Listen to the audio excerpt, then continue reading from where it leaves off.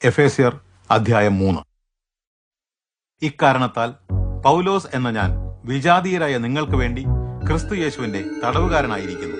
നിങ്ങൾക്ക് വേണ്ടി ദൈവം എന്നെ ഏൽപ്പിച്ച ദൈവകൃപയുടെ കാര്യവിചാരകത്വം എന്തെന്ന് നിങ്ങൾ കേട്ടിട്ടുണ്ടല്ലോ.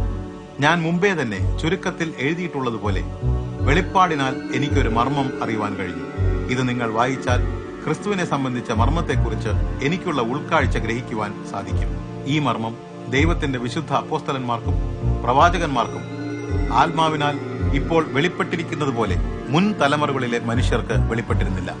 വിജാതീയർ സുവിശേഷത്താൽ ഇസ്രയേലിനോടൊപ്പം അവകാശികളും ഏകശരീരസ്ഥരും ക്രിസ്തുയേശുവിൽ വാഗ്ദാനത്തിന്റെ പങ്കാളികളും ആകുന്നു എന്നതാണ് ഈ മർമ്മം.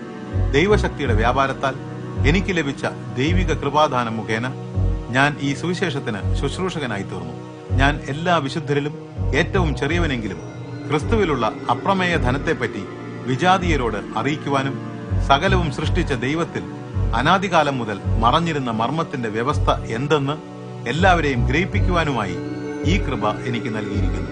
ദൈവത്തിന്റെ ബഹുവിധമായ ജ്ഞാനം നമ്മുടെ കർത്താവായ യേശുക്രിസ്തുവിൽ അവിടുന്ന് നിറവേറ്റിയ നിത്യനിർണയപ്രകാരം സ്വർഗത്തിലെ വാഴ്ചകൾക്കും അധികാരങ്ങൾക്കും സഭ മുഖാന്തരം ഇപ്പോൾ അറിയുവാൻ സാധിക്കുന്നു.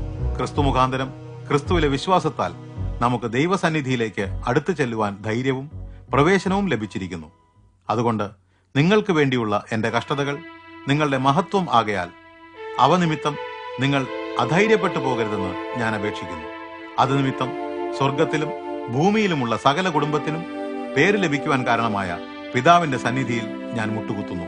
അവിടുന്ന് തന്റെ മഹിമാധനത്തിന് ഒത്തവണ്ണം നിങ്ങൾ തന്റെ ആത്മാവിനാൽ അകത്തെ മനുഷ്യനെ സംബന്ധിച്ച് ശക്തിയോടെ ബലപ്പെടുവാനും വിശ്വാസത്താൽ ക്രിസ്തു നിങ്ങളുടെ ഹൃദയങ്ങളിൽ വസിക്കുവാനും വരം നൽകണമെന്നും നിങ്ങൾ സ്നേഹത്തിൽ വേരൂന്നി അടിസ്ഥാനപ്പെട്ട് വീതിയും നീളവും ഉയരവും ആഴവും എന്തെന്ന് സകല വിശുദ്ധരോടുമൊപ്പം ഗ്രഹിക്കുവാൻ പ്രാപ്തരായി തീരണമെന്നും അറിവിനെ കവിയുന്ന ക്രിസ്തുവിൻ സ്നേഹം അറിഞ്ഞ് ദൈവത്തിന്റെ എല്ലാ നിറവോളും നിറഞ്ഞു വരണമെന്നും ഞാൻ പ്രാർത്ഥിക്കുന്നു.